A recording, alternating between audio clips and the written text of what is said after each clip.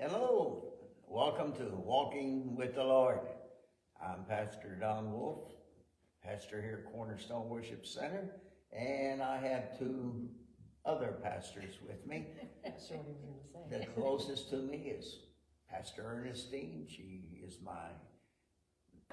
And on the other side is Pastor, and I started to say it again, Jennifer.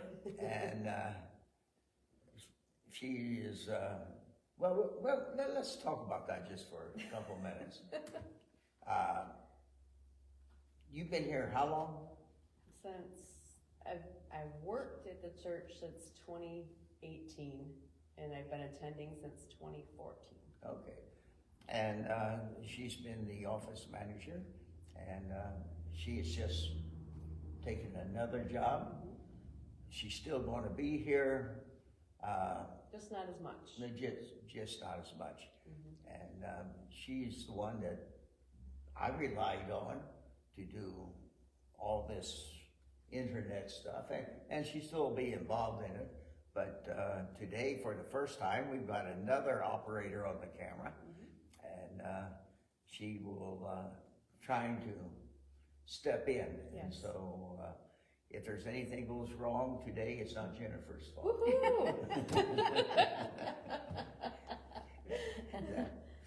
Anyway, this morning I was sitting there thinking, well, what could we discuss today? And I thought, God's timing. Now, God's timing is perfect. But sometimes I like to challenge that. and I'm not meaning anything negative, but I'm asking, look, you keep bringing all these things into the church that we can do through electronics, and I'd love to say, whoopee, hey, we can do it. But we have been restricted mainly by two things. And I think number one is manpower, or woman power, however we want to look at it. Personnel, people who do not want to get involved in something like this. So we do have a young girl who's interested in it, so that will help as we go forward with this program. And but now is not the perfect time to lose Jennifer full time. And but God's got a plan. Amen. And what that plan, I wish you would just give me a little bit of it so that I could be more comfortable with the situation. But it is. But anyway, in Galatians, we see, at least in part, I'm going to twist the word just a little bit to apply to where we are. Chapter 6, and I'm going to read 7 through 9. It says, "Do not be deceived, God is not mocked. For whatever a man sows, he will also reap. For he who sows to his flesh, he will the flesh reap corruption. But he who sows to the Spirit will of the Spirit reap everlasting life. And let us not grow weary while doing good, for in due season we shall reap if we do not lose heart." And so as I was reading that, in my Bible we have something called Kingdom Dynamics. And I was looking at it, I said, man, there's some good stuff in that. And so I want to throw this out, and we'll ask some questions and things. It says that God has a timetable for every seed we plant. We planted this seed of internet 5 years ago with this program. And first we had it back here and everything, and we had no time. We just would sit and talk until it was done. And that was good because it gave us a chance to understand better how the program should go. At least I think so. And so then we finally said we're going to have a weekly half-hour program. And that's where we are now. And even that we've changed. We used to be over there and now we're over here. But that isn't what's important. God gave us that seed or that idea and he planted it. Right. And it starts to grow. And in the process, my wife has got into it. Of course, Jennifer was in from the beginning. But I want to ask first you, Ernestine. I got that all my trouble look on her face. What has this program meant to you? Well, when it first started out, I didn't want to be on it, to I say know. the truth. But, cause you know, I'm thinking of all the people out there, you know, but, as it went on, you see how you can reach people that, really need the Lord. Right. And, it means a lot, because that's what we need to do, that's our commission. Go ye into all the world Yes. and share the gospel. Yes. Yeah. How about you, Jennifer? Well, much like Ernestine in the beginning, when you walked into my office and said, I have an idea, and I went, oh man. Because I know what I happens. do that quite often. I know what happens when you have an idea. It means work for me.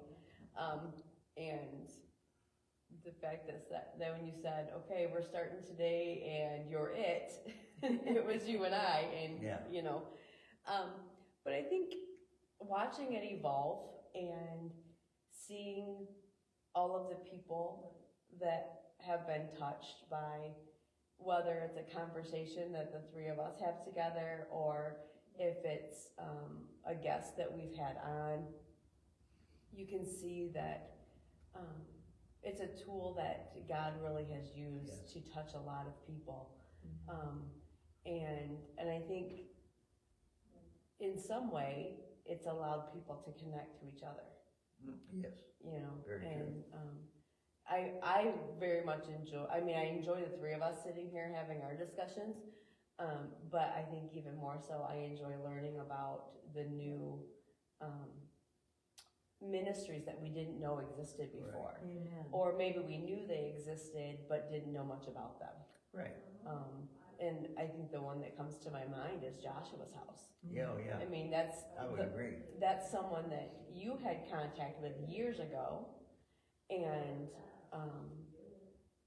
I don't even remember how it all came about. Maybe you two just reconnected or something, and then his wife had this ministry. I don't remember, but I remember talking about it and being excited about it. And then when we actually went up there and saw what the ministry truly involved, and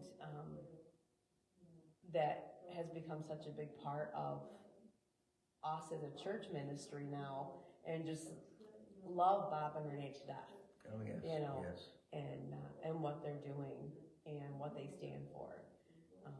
And I think that's been the most fun for me, is just learning and meeting new people. I agree.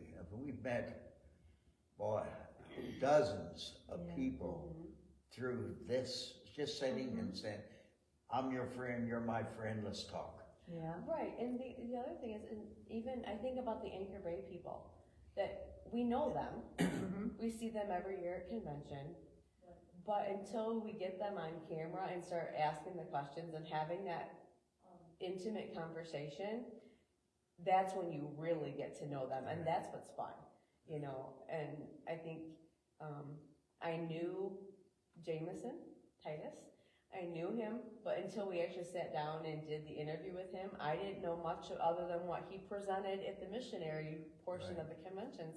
I didn't know much about him. And that's been so much fun for me, is learning not only who they are on the surface, but getting that deeper, how they got to where they are.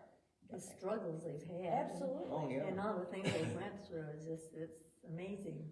Yeah, And how God's always given them the victory. Right. yeah, and one thing that I want to highlight is the Rex. Yes. He is with Youth for Christ, and he works here in this area, and we had him on about a year and a half ago. Mhm. And that in itself, last time I looked, we had 1.2 thousand people watch that, Right. and that is exciting. And then probably most of them were youth. Yes, I would think so. Yes.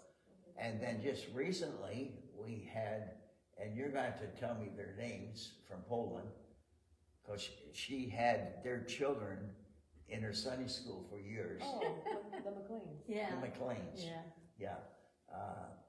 Lori and Rich. Yeah, they're missionaries to Poland. We had them on, I think, 3 months ago, maybe Wow. 4. Yeah, And they are now at 1.1 thousand that's awesome.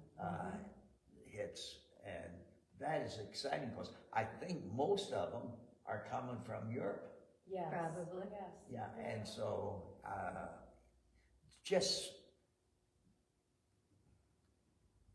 it excites me. It Right. excites me, and I think it will help their ministry, if it's Sure coming it from will. their area, yeah. It exposes. It exposes them more, and they will have more, probably openings. Right, you know, and I think that's what I like about using the Facebook platform is we, as a church, know this group of people. Mhm. But when we have somebody new on, all of their connections now see, you know, and it just multiplies and multiplies. Mhm. And, which I think is what God is using as the tool. Yeah, he is a multiplier. He is a multiplier, Yes, he is. but you know, That's good. yeah, we as an individual church can only reach this small group of people.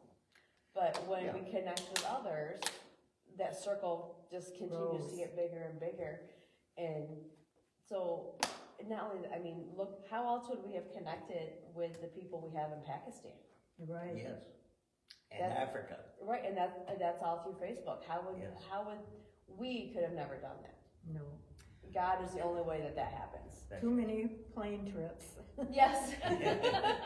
Yeah, and I don't fly anymore.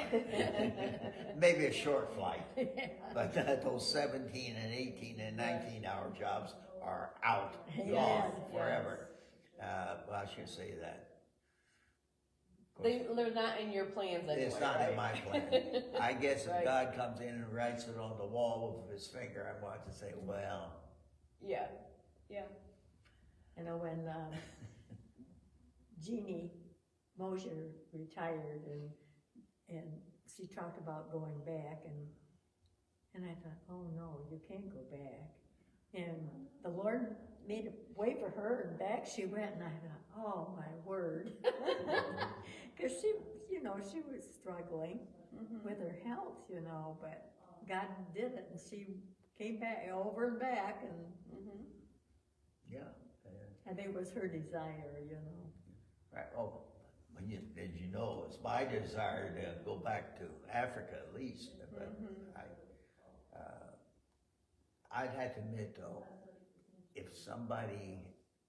I really had a good offer, and I have, but I mean, encouragement, I would love to go to India.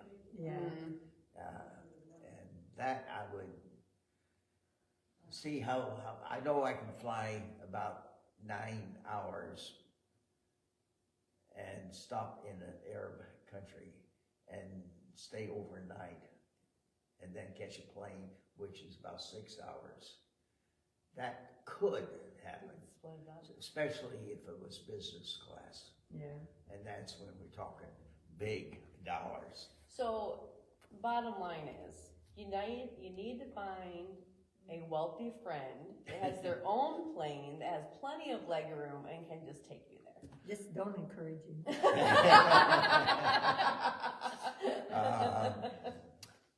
Hello, Mr. Ex-President. There you go. Well, there you go. Now that's the way to fly. Yeah. I've had the opportunity many times to fly first class, but never on a long flight. I have business class for an 8-hour flight once.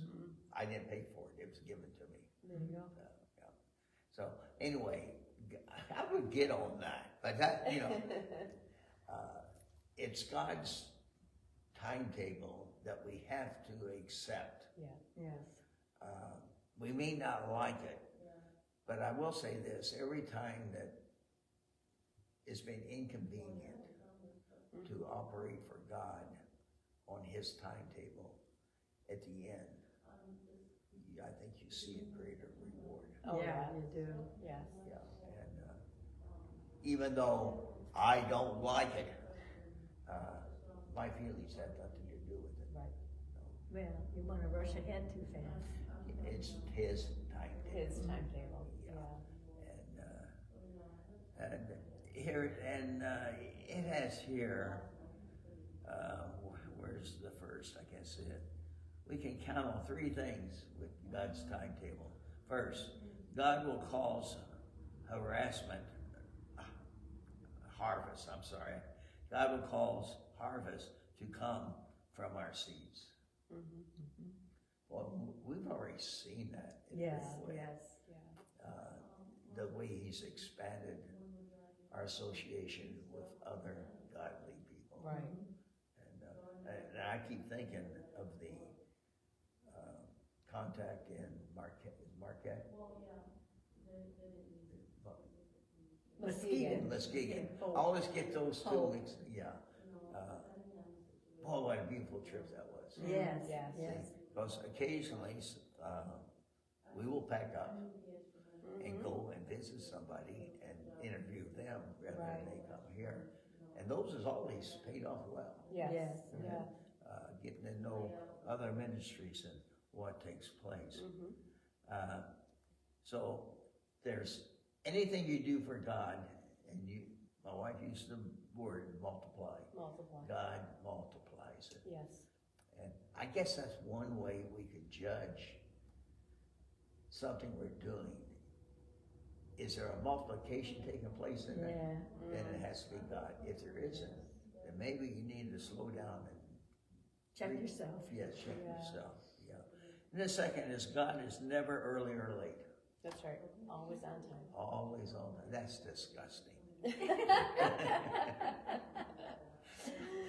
Always on time.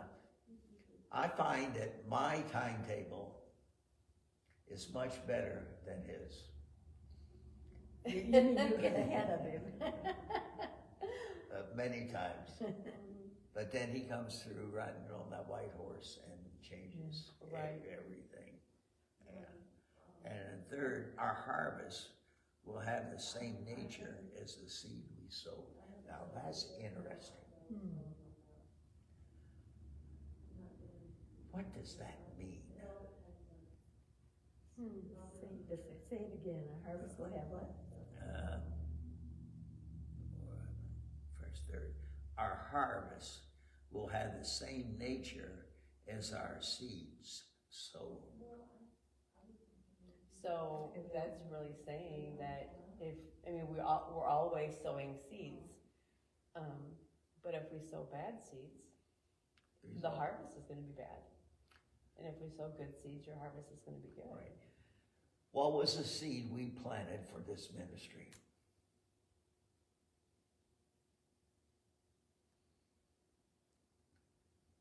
You don't remember? We had a conference here several years ago, probably around 2015, 2016. And we had two pastors Oh, yes. here, Yeah. both in Michigan, and they lived about 40 miles apart. And through one of the sessions we had, I don't even remember what the session was, but one got up and said, this is what I'm doing, but I have a problem in this area because I don't have the funds or the people. And that may not be the words he used, Right. but he wasn't equipped to handle that area. Right. And this other guy gets up and he says, we're doing this, which is what you need, and what you're doing, I need. Yeah. So, and these two didn't know each other. So they got together and they would be able to resolve Your problem. their problems by working together. Yes. And I thought about that for quite some time. And finally, we got involved in another ministry in Saginaw. Mm-hmm. And through that, it whetted my appetite for doing something like that. Not like he was doing, but still similar to it. And I recall those two pastors. And I think I went into Jennifer's office and said, here's what I'd like to do. And basically laid out this format. It's been improved, let me assure you. That's when you said, I have an idea. And so we started by bringing people in, and we want people, because, you know, we get tired of each other. But we like to hear all their ministries. Yes, that's it. We're not problem solvers, but there's a lot of people out there who are, and we want to bring them in and over the air introduce. And so whenever we have somebody else on, we usually have a phone number, or we have their contact information, so they can contact them, and through that, they can improve their ministry and the other ministry. In other words, this seed was planted to help other ministries. And one of the results is it's helped our ministry, because we've expanded into so many other areas since then. Any comments on that? No, it's good. Then down here it says, what are we doing during the growing time of our seeds?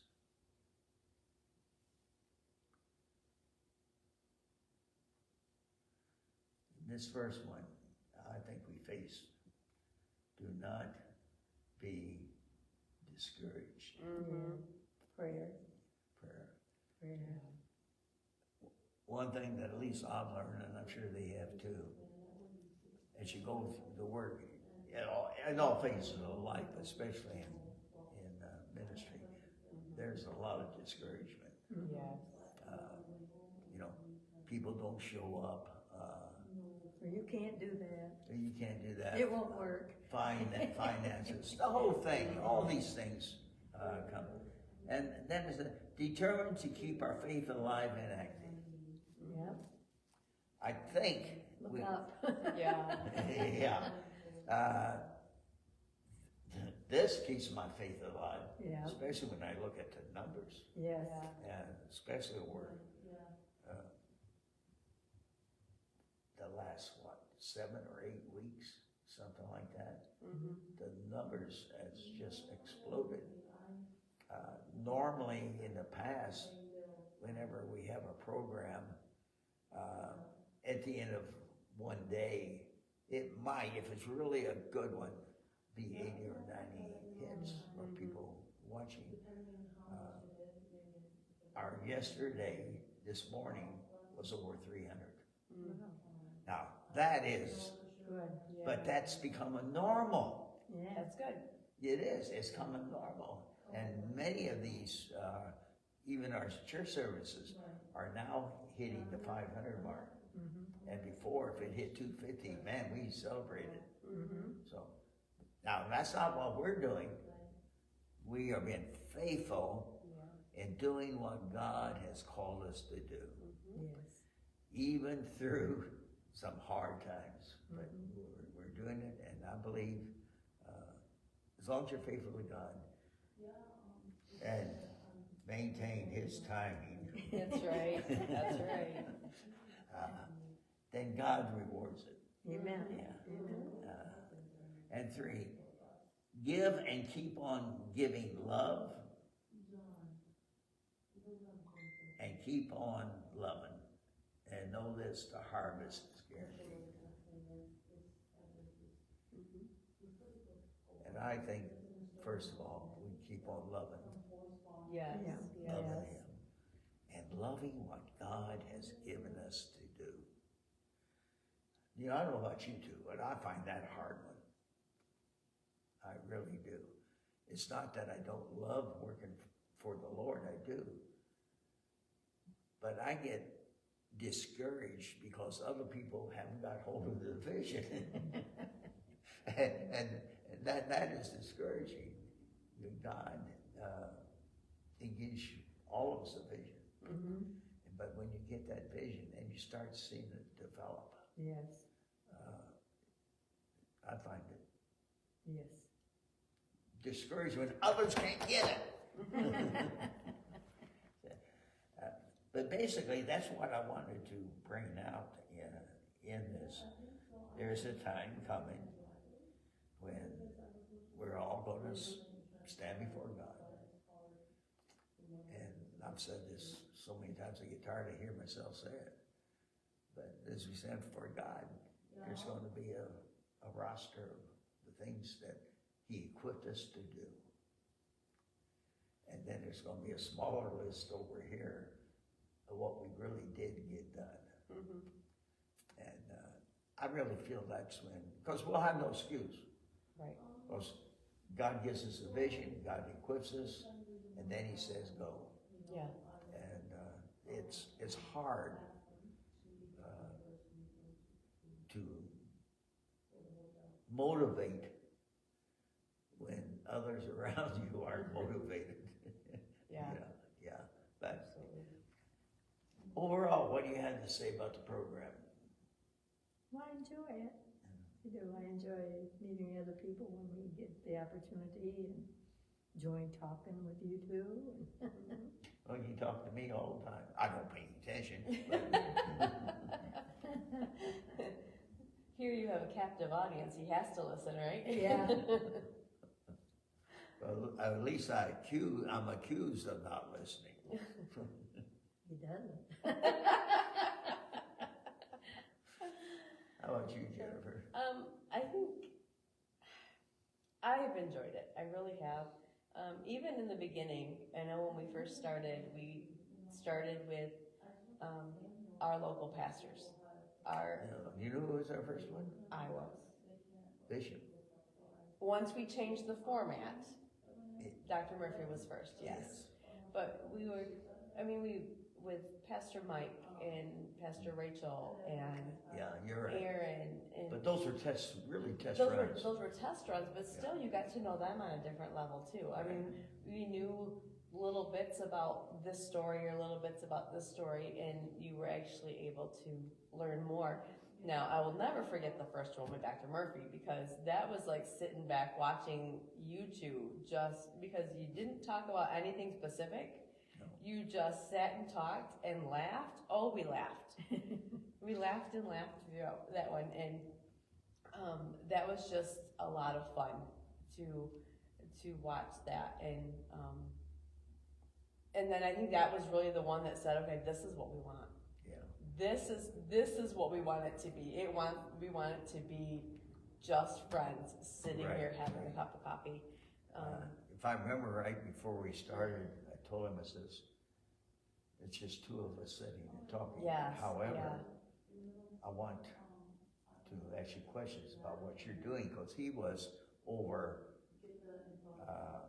worldwide broadcasting of a program that we had the opportunity to be part of. Mm-hmm. And he never allowed me to get to any of those questions. No. If I asked him, he would immediately change the subject. Yes. And then the other one was Pastor Hergy.